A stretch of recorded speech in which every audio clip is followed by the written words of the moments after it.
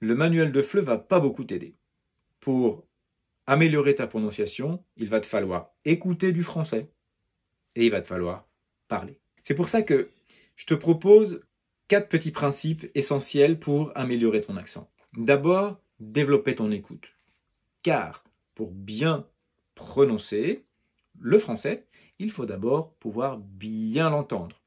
Entendre non seulement les sons du français, tous les sons confondus, avec ses particularités, dont les voyelles nasales, mais aussi la musicalité du français, car chaque langue a sa petite musique. Et donc, si tu maîtrises bien tous les sons, mais que tu parles français avec la musique de ta langue maternelle, on va te dire « Hi, where are you from? Salut, tu es de quel pays ?»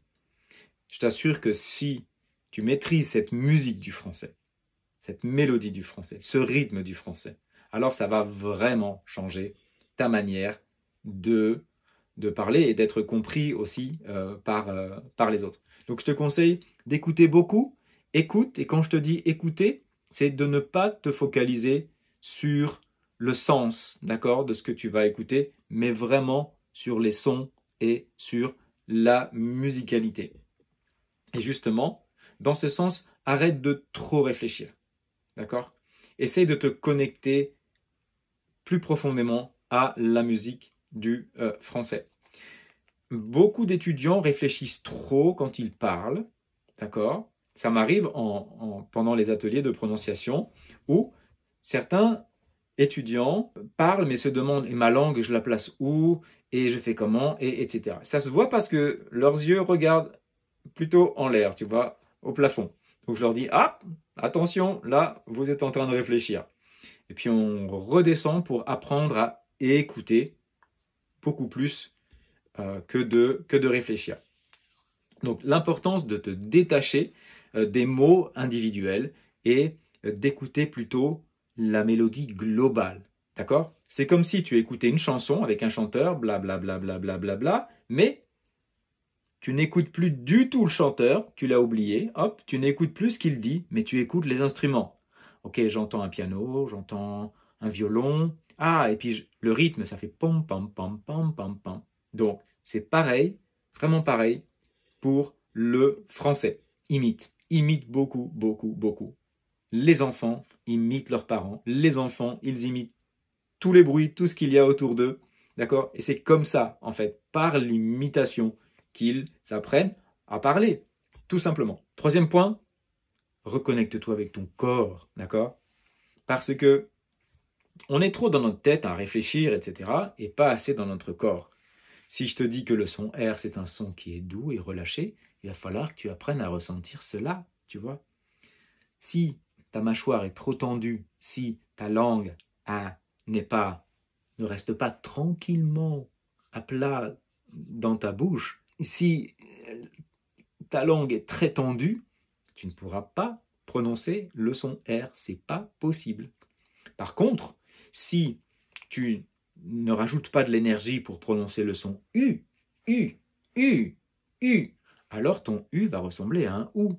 Parce que sans énergie, ça fait OU, OU, OU. Et on veut un U, U, OU, U, OU, U. Dernier point qui me paraît aussi important, c'est la pratique avec la répétition espacée.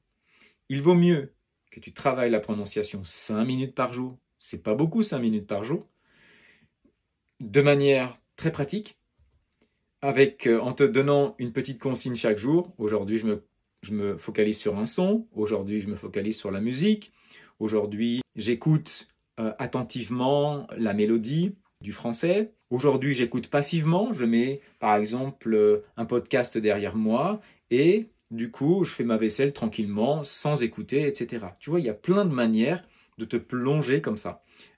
Tu peux aussi pratiquer ce qu'on appelle le shadowing. Donc, tu écoutes quelqu'un, tu répètes en fait après lui. Moi, ce que je te conseille, c'est vraiment de t'enregistrer, de te filmer. Parce que ça te permettra toujours d'avoir un avant et un après. Sinon, tu ne peux pas du tout voir tes progrès. Tu te filmes ou bien tu t'enregistres un enregistrement audio. Ok? Toi, personnellement, quelles sont les techniques qui te semblent les plus efficaces laquelle tu mettrais en pratique, en priorité, et est-ce que toi, tu as d'autres techniques que tu utilises pour ouvrir tes oreilles, prononcer mieux la musique du français, etc., mieux maîtriser un son. Voilà, tu peux partager ça avec nous, ce sera vraiment super intéressant. Alors, juste pour un petit résumé express. Ton accent, c'est pas une question de niveau, hein, c'est une question d'automatisme cérébral et musculaire aussi, puisque quand on parle français, on utilise différemment nos muscles vocaux. Par exemple, même si le i, le e, le o, le ou existent en espagnol ou en italien, etc., en français, on ne les prononce pas de la même manière. En espagnol, toutes ces voyelles sont plus ouvertes, plus relâchées. En français, elles sont plus fermées et plus tendues. Donc ça, c'est vraiment très important. Deuxième point, les livres et les méthodes classiques n'aident pas vraiment, hein, il faut le dire, pour améliorer sa prononciation. Ça n'aide pas vraiment à ouvrir nos oreilles, même si j'ai eu quelques retours d'étudiants qui ont profité de ce qu'on appelle les paires minimales. Par exemple, beau, bon, ben, ban, tin, tan, sain, sans, etc. Essayez de développer des techniques comme l'écoute, avoir une bonne écoute, une imitation, imiter tout ce que vous voulez, en fait, toutes les personnes qui vous inspirent tout simplement. Vous exercez de manière répétitive, plutôt 5 minutes par jour, et non pas 2 heures le week-end. Ça, c'est peut-être pas une bonne idée pour progresser à votre rythme. Dites-moi dans les commentaires quel son du français te paraît le plus difficile à prononcer. Si cette vidéo t'a aidé, n'oublie pas de me mettre un petit pouce pour plus de conseils. Abonne-toi aussi.